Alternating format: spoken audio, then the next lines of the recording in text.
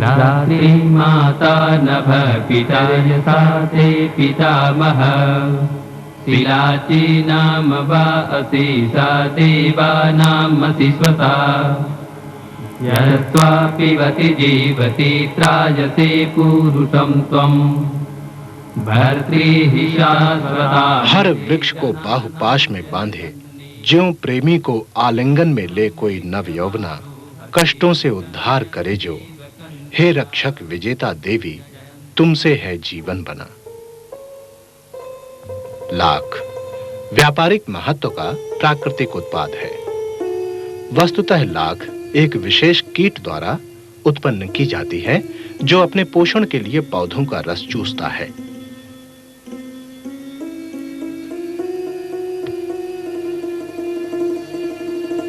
जिन पौधों पर लाख कीट पनपते हैं उन्हें लाख पोषक वृक्ष कहते हैं।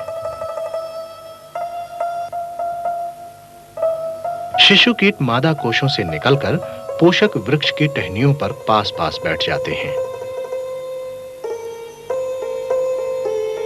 इन कीटों की लंबाई लगभग आधा मिलीमीटर होती है।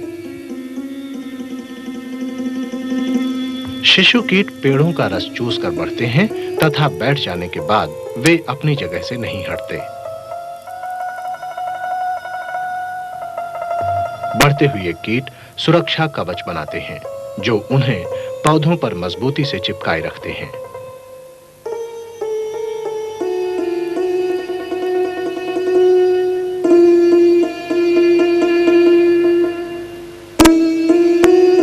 शिशु कीट 3 बार निर्मोचन के पश्चात नर अथवा मादा कीट में बदल जाता है। विकसित नर कीट की लंबाई लगभग 1.5 मिलीमीटर होती है। नर कीट कुछ ही दिन जीवित रहते हैं।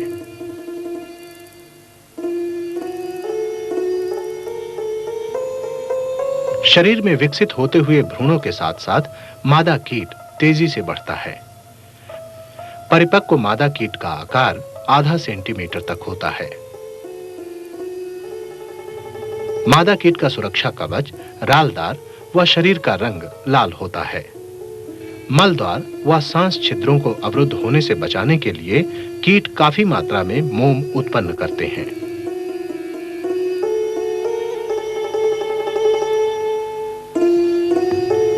लाख कीट अपने मल का त्याग मीठी रंगहीन तरल बूंदों के रूप में करते हैं जिसे मधुरस कहते हैं।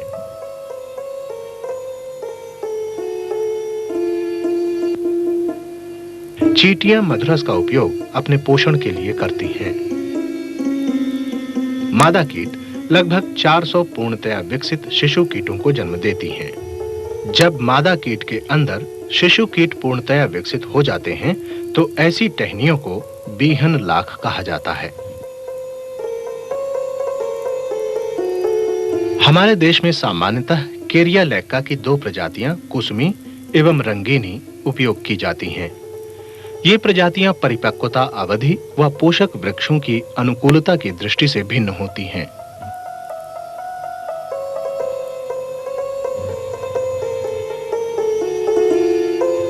रंगीनी कीट की 2 फसलें बैसाखी 8 महीने में तथा कतकी 4 महीने में तैयार होती है, जबकि कुसमी की जेठवी और अगहनी फसलें लगभग 6-6 महीने का समय लेती हैं।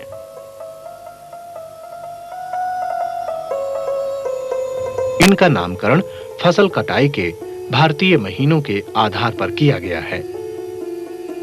कुसमी कीट की एक अन्य प्रजाति वर्ष में 3 फसलें देती है। देश के कुल लाख उत्पादन में रंगीनी का योगदान कुसमी की तुलना में कहीं ज्यादा है, जिसमें बैसाखी अधिक महत्वपूर्ण है।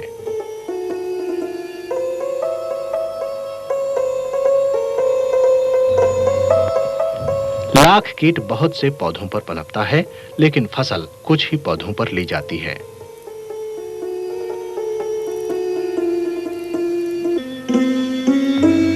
लाख के 3 प्रमुख पोषक वृक्ष हैं। जंगली बेर बैसाखी फसल के लिए सबसे पसंदीदा वृक्ष है, जिसकी फसल कच्ची ही काट ली जाती है।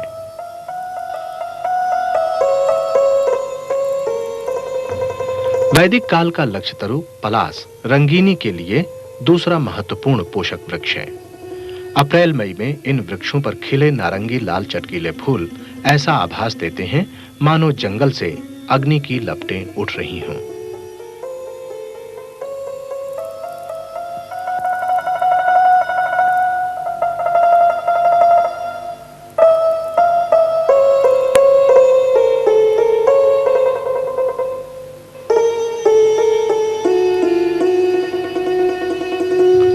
कुसुम एक महत्वपूर्ण पोषक वृक्ष है क्योंकि इस पर लाख उत्पादन की असीम संभावनाएं हैं एवं कुसुमी लाख की गुणवत्ता भी सबसे अच्छी होती है।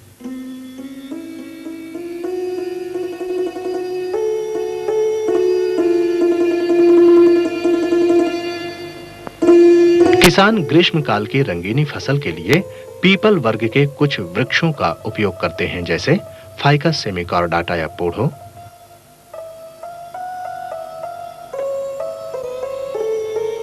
फाइकस वायरेंस या पाकुड़,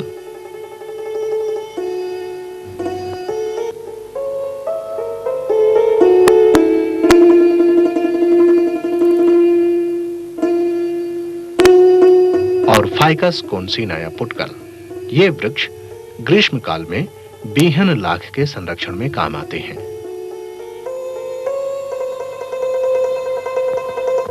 अन्य वृक्ष जिनमें अच्छे पोषक होने की क्षमता है वो हैं खैर,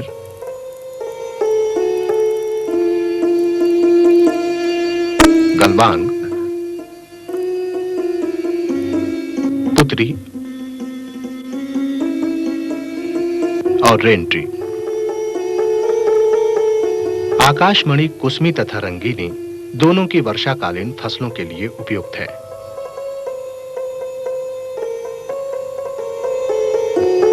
जल्दी बढ़ने वाले कई झाड़ीदार लाख पोषक पौधों की पहचान की गई है जिनका प्रबंधन आसान है। इनमें से फ्लेमिंजिया सेमिएलाटा पर कुसमी फसल तथा भालिया पर कुसमी और रंगीनी की वर्षाकालीन फसलें अच्छी होती हैं।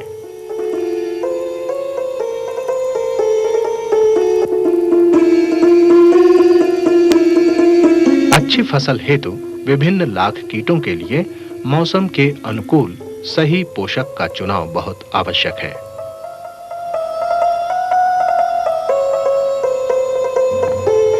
लाख फसल के लिए दो भिन्न पोषक वृक्षों का बारी-बारी से उपयोग किया जा सकता है।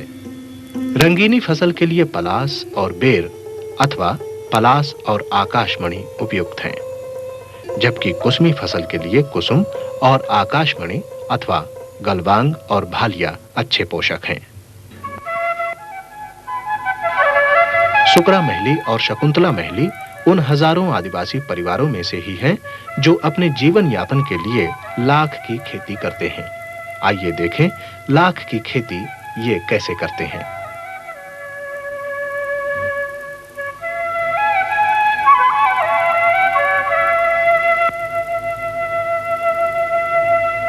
सबसे पहले उपयुक्त समय पर वृक्षों की काट छांट की जाती है।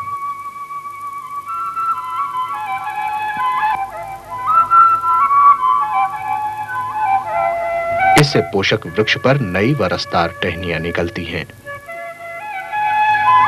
लाख कीट के पोषण हेतु नई टहनियों को विकसित होने के लिए पर्याप्त समय दिया जाता है। पोषक वृक्ष के अनुसार यह समय 6 महीने से 18 महीने तक का हो सकता है। इसलिए प्रयुक्त होने वाले सभी वृक्षों को खंडों में बांटा जाता है। खंडों की संख्या पोषक वृक्ष पर निर्भर करती है।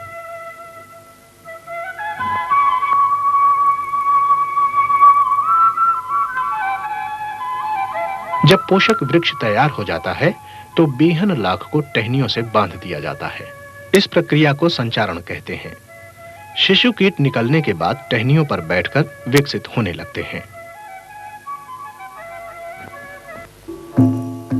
लाख में अन्य फसलों की तरह शत्रु कीटों से नुकसान का डर बना रहता है।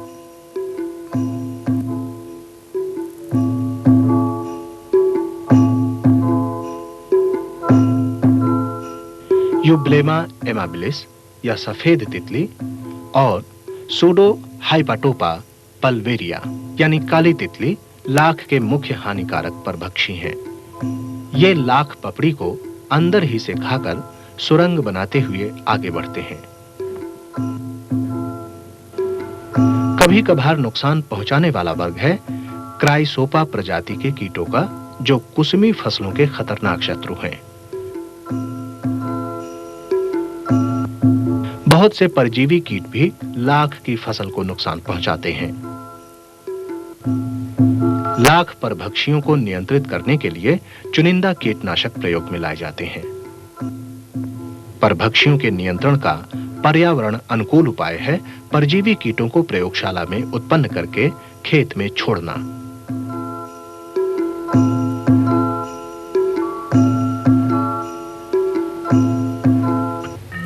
जब मादा कीट शिशु कीटों को जन्म देने की अवस्था में होती है, फसल को काट लिया जाता है। फसल कटाई कभी-कभी इस ढंग से की जाती है कि इससे वृक्ष की काट छांट भी स्वतः ही हो जाती है।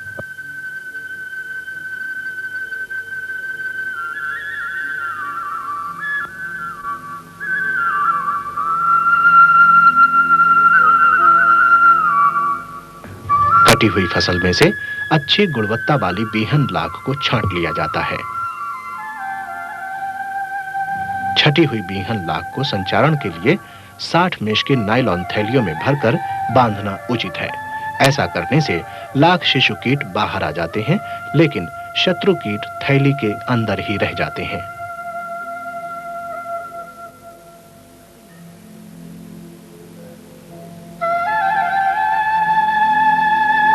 बाकी बची टहनियों को छील दिया जाता है। इसे छीली लाख कहा जाता है।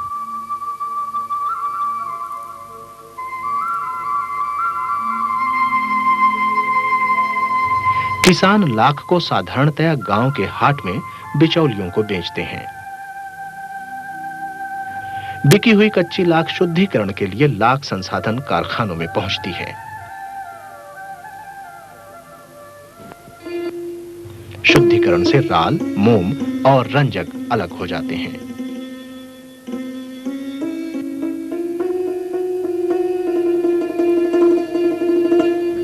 राल विविध अम्लों का ईस्टर कॉम्प्लेक्स है।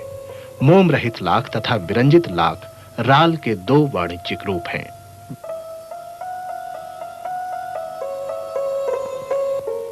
मुख्य वसीय अम्ल एलियोरेटिक एसिड लाख राल का लगभग 1/3 हिस्सा होता है। इसे हाइड्रोलिसिस द्वारा वाणिज्यिक उपयोग के लिए बनाया जा सकता है।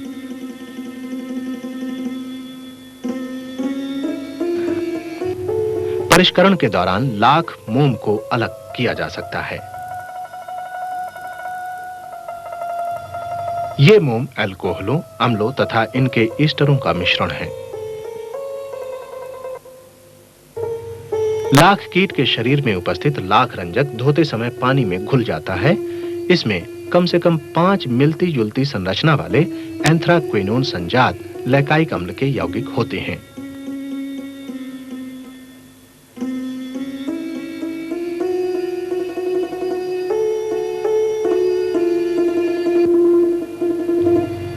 भारत में लाख का वार्षिक उत्पादन लगभग 18,000 मीट्रिक टन है। उत्पादन में उतार चढ़ाव मुख्य रूप से विपणन व्यवस्था एवं मौसमी स्थिति के कारण होता है। लाख की खेती अधिकतर दक्षिणी बिहार व पड़ोस के मध्य प्रदेश तथा पश्चिमी बंगाल के इलाकों में आदिवासियों द्वारा की जाती है। इससे उन्हें आवश्यक नकदी आय मिलती है। थाईलैंड एक अन्य प्रमुख लाख उत्पादक देश है। कुछ लाख चीन में भी पैदा होती है। विशेषज्ञ मानते हैं कि लाख की मांग बढ़ाने के प्रचुर अवसर हैं। जब कभी भी लाख के मौजूदा उपयोग को बढ़ावा दिया जाता है अथवा इसके उपयोग के नए क्षेत्र का सृजन किया जाता है, एक प्रश्न अनिवार्य रूप से उठता है, क्या हम लाख की बढ़ती हुई मांग को पूरा कर सकते हैं? और इसका उत्तर है हाँ। देश के मौजूदा क्षेत्रों के साथ साथ नए क्षेत्रों में भी लाख उत्पादन की असीम क्षमता है। हमें सिर्फ उचित मूल्य और मांग में स्थिरता की सुनिश्चित करना है। वैदिक काल की जादुई औषधि से लेकर आधुनिक नारी के आभूषणों तक इस प्राकृतिक संसाधन की संभावनाओं का दोहन भारतीय सभ्यता का अंग रहा है। आज के कृत्रिम युग में लाख ने प्रतीक पदार्थ के रूप में नई आशाएं जगाई हैं, जो सुदूर अतीत से लेकर अब तक मनुष्य जीवन की आवश्यकताओं से जुड़ी रही हैं और जुड़ी रहेंगी।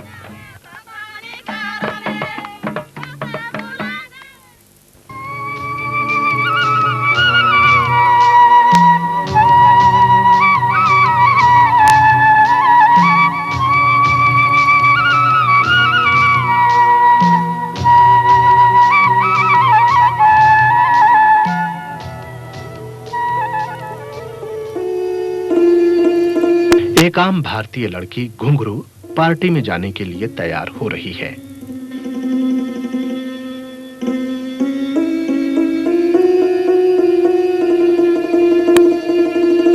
सभी जानते हैं कि उसकी ये चूड़ियां लाख से बनी हैं, लेकिन बहुत से लोग शायद नहीं जानते कि लाख का उपयोग सौंदर्य प्रसाधनों के विभिन्न क्षेत्रों में भी होता है। लाख के उपयोग के विविध क्षेत्र आम आदमी की कल्पना से भी ज्यादा हैं। लेकिन इससे पहले कि लाख का उपयोग हेयर लेकर या आई शेडो बनाने में हो, पौधों से प्राप्त कच्ची लाख को परिष्कृत करना पड़ता है। छीली गई लाख में से अधिकांश को यांत्रिक प्रक्रिया द्वारा परिष्कृत किया जाता है।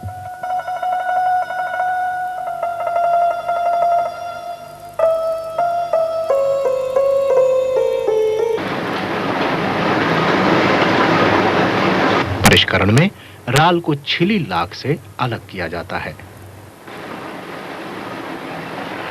शुरुआत में छिली लाख को खांचेदार बेलनों से दल दिया जाता है।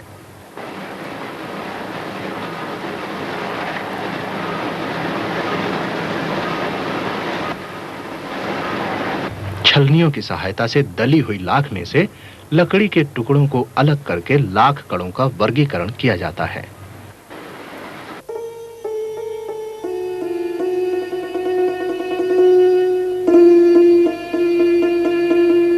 लाख कणों को बेलनाकार बैरल में मथ कर धोया जाता है, जिसमें पानी का प्रयोग काफी मात्रा में होता है। घुलनशील अशुद्धियां तथा कीटों का कचरा पानी में चला जाता है। धुली हुई लाख को पानी समेत छोटे-छोटे कुंडों में निकाल लिया जाता है।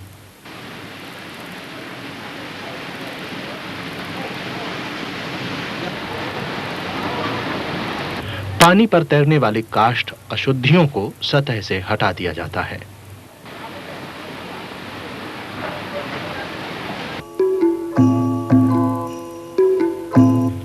धुली हुई लाख को फर्श पर फैलाकर सुखाया जाता है।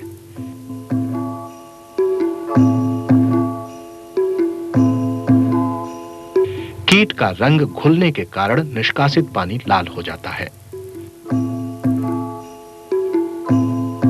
पुराने समय में रंग को इस पानी से चूने द्वारा अलग कर लेते थे, लेकिन आजकल इसे पानी के साथ बहा दिया जाता है। पानी उड़ने के बाद बचे लैक मड की खाद के रूप में अच्छी उपयोगिता है। लाख रंजक और मोम को लैक मड से भी प्राप्त किया जा सकता है। धोने और सुखाने के बाद लाख कणों को फटक कर व छान कर साफ करते हैं। इस अर्ध परिष्कृत दानेदार राल को चौरी कहा जाता है।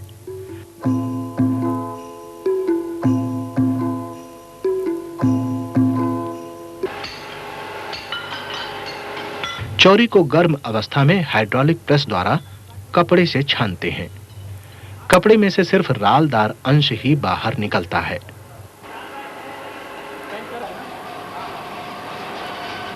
गर्म लाख को 2 मशीन चलित बेलनों में से गुजारकर पतली परत में बदल देते हैं। इन परतों को टुकड़ों में तोड़ देते हैं। इसे मशीन निर्मित चपड़ा कहा जाता है।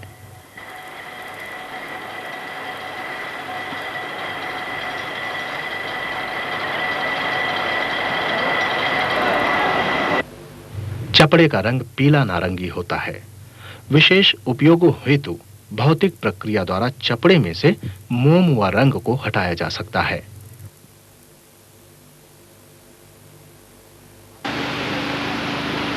आवश्यकता अनुसार रासायनिक विरंजन द्वारा राल के रंग को पूर्णतया हटा दिया जाता है। इसके लिए नियंत्रित परिस्थितियों में किसी क्लोरीन यौगिक का उपयोग किया जाता है।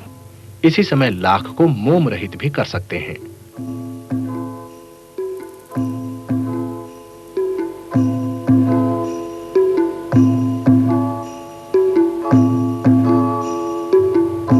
लाख का आयात करने वाले प्रमुख देश आधे से भी अधिक लाख को विरंजित कर उपयोग करते हैं।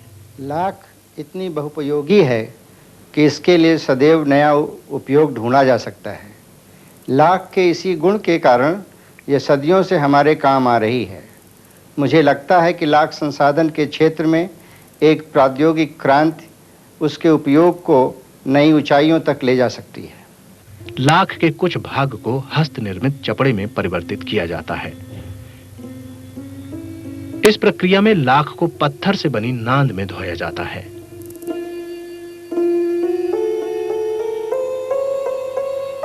चौरी को कपड़े के एक लंबे और पतले बेलनाकार थैले में भर देते हैं, जिसके एक छोर को फिरवैया विशेष रूप से बने चरखे द्वारा घुमाता है।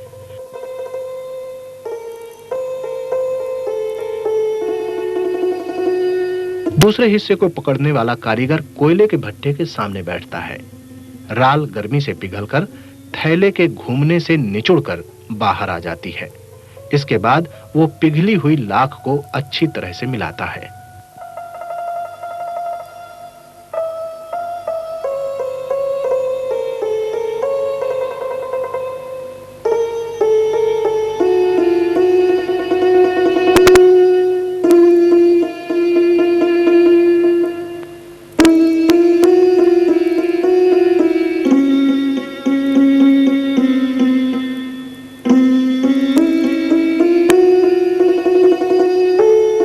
कारीगर पिघली हुई लाख को चीनी मिट्टी से बने पीपे पर डालता है और बेलवैया उसे ताड़ के पत्ते से फैलाता है। बेलवैया पीपे से लाख परत को उठाकर धीरे-धीरे खींचकर और पतला बनाता है।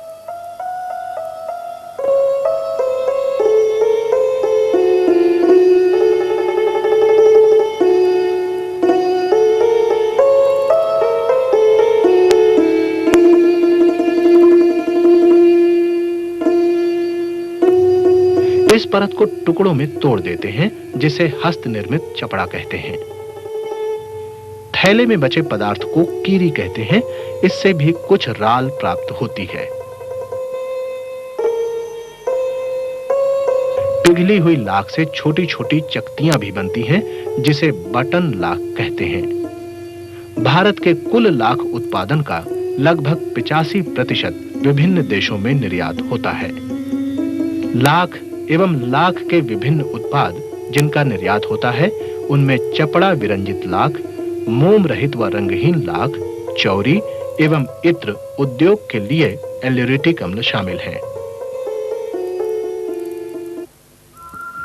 प्रमुख लाख उत्पादों के लिए भारतीय एवं अंतर्राष्ट्रीय मानक बनाए गए हैं। घरेलू उपयोग में आने वाली लगभग 15% लाख की खपत आभूषण, हस्तशिल्प एवं फर्नीचर पॉलिश इत्यादि बनाने में होती है। जेवर उद्योग भारत में लाख का बहुत बड़ा उपभोक्ता है।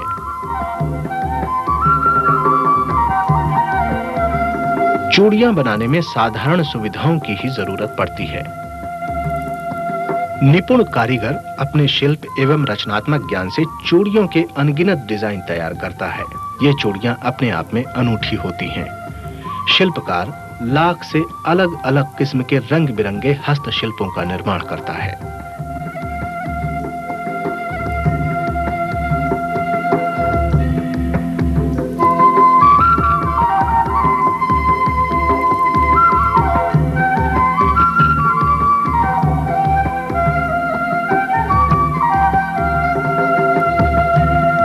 रंगीन लाख की मीनाकारी से पीतल के हस्तशिल्पों को सजाया जाता है। 19वीं सदी में लाख रंजक निर्यात की मुख्य वस्तु थी, लेकिन बाद के वर्षों में कृत्रिम रंगों ने लाख रंजक का बाजार खत्म कर दिया।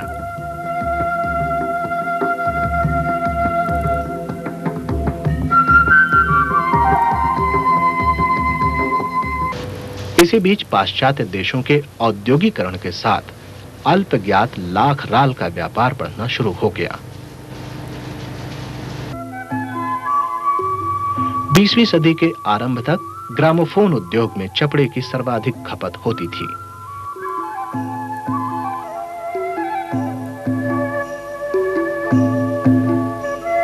विद्युतीय गुणों का अपूर्व मिश्रण होने के कारण चपड़े का उपयोग विद्युत उद्योग में होने लगा।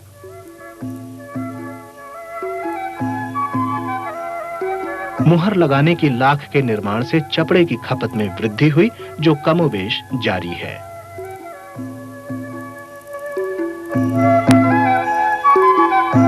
चपड़े की विलक्षण चमक और सतहों पर इसके चिपकने के गुण के कारण इसका उपयोग सतह लेपन उद्योग में होने लगा।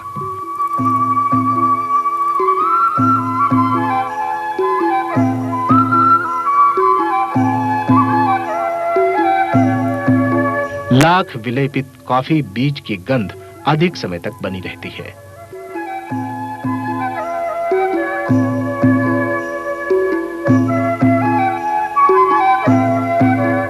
चपड़े को अमोनिया द्वारा पानी में घुलनशील बनाकर मिट्टी के बर्तनों पर लेप करते हैं। अम्ल प्रतिरोधक होने के कारण चपड़ा औषधीय गोलियों के लेपन के लिए आदर्श वस्तु है। विटामिनों के सूक्ष्म संपुटीकरण हेतु भी इसका उपयोग होता है। हाल के वर्षों में खाद्य उद्योग चपड़े के प्रमुख उपभोक्ता के रूप में उभरा है। संतरा वर्ग के फलों एवं सेवों इत्यादि के परीक्षण में चपड़े का व्यापक प्रयोग होने लगा है। चपड़े का उपयोग मिष्ठान उद्योग, विशेषकर नमी अवरोधक के रूप में चॉकलेट बनाने में और पिज्जा के लिए एल्यूमिनियम की पन्नियां बनाने में भी होता है। सौंदर्य प्रसाधन उद्योग में चपड़े का उपयोग दूसरा नया क्षेत्र है। लाख राल का अवयव एल्यूरेटिक अम्ल सौगंधिक यौगिकों के निर्माण के लिए एक उत्कृष्ट आरंभिक पदार्थ है। एल्यूरेटिक अम्ल का उपयोग कई अन्य परिष्कृत रसायनों को बनाने में भी हो सकता है। कार्नोबा मोम की तरह ही कठोर लाख मोम का उपयोग वाहनों व जूतों की पॉलिश, लिपस्टिक एवं क्रेयॉन्स बनाने में भी होता है। लाख रंजक ठंडे पेय, खाद्य पदार्थों एवं गोलियों को रंग देने में उपयोग के कारण दोबारा प्रचलन में आने लगा है। रेशम और ऊन की रंगाई में लाख रंजक से विभिन्न रंगों की श्रृंखला बनाई जा सकती है।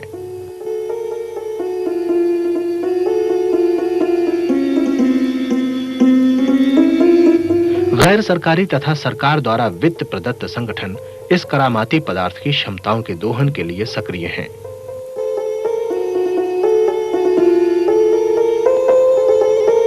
भारतीय लाख अनुसंधान संस्थान लाख के शोध और विकास में लगा देश का पथ प्रदर्शक संस्थान है। भारतीय कृषि अनुसंधान परिषद की एक इकाई भारतीय लाख अनुसंधान संस्थान है, जो पूर्ण रूप से लाख के अनुसंधान में संलग्न देश का एक अकेला संस्थान है। इस संस्थान ने लाख की खेती से संबंधित कई नई प्रौद्योगिकी विकसित की हैं, जो भविष्य में लाख उत्पादन की मांग के अनुसार कारगर साबित होंगी। यह संस्थान लाख की खपत की वृद्धि के लिए उसके उपयोगिता के नए मूल्य प्रवर्धन पदार्थों की खोज में सतत प्रगतिशील है।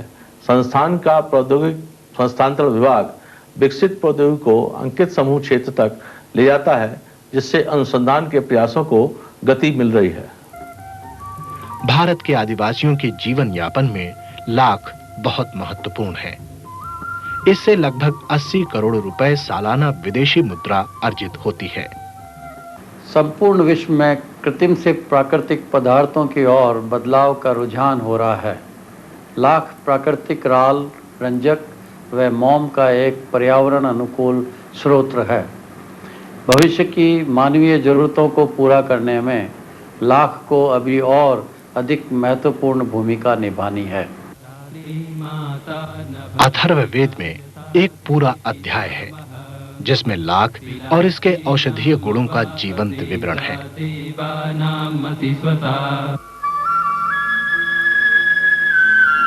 महाभारत महाकाव्य के अनुसार पांडवों को मारने के लिए लाख से बने लाक्षागृह का निर्माण किया गया था। लेकिन भविष्य के गर्भ में लाख हमारे लिए क्या छिपाए हुए है?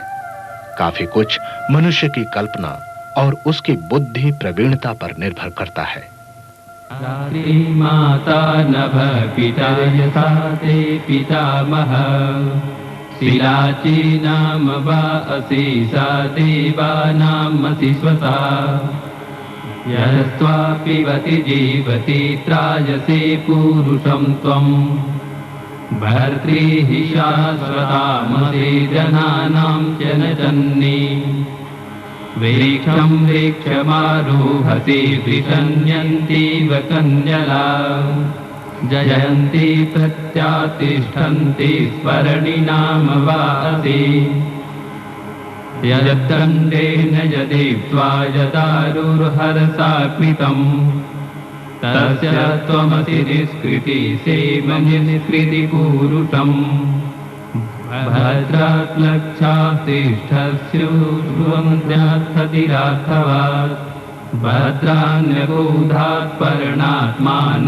एहयरुन्धति हिरण्यवर्णे सुभगे सूर्यवर्णे वपुष्टमे रूतं गच्छासि निष्कृते निष्कृतिर्नाम वासि हिरण्यवर्णे सुभगे सुषुमे लोमशवक्षणे अपामसि स्वसा लाक्षे वासोहात्मा बभूवते शिलाजी नाम कानीनो रजबभ्रुपिता तव अश्वोजमस्य यः शास्तस्य हास्नास्युक्षिता अश्रवस्यास्ना सम्पतिता सा वृक्षाम् अभिषिच्यते।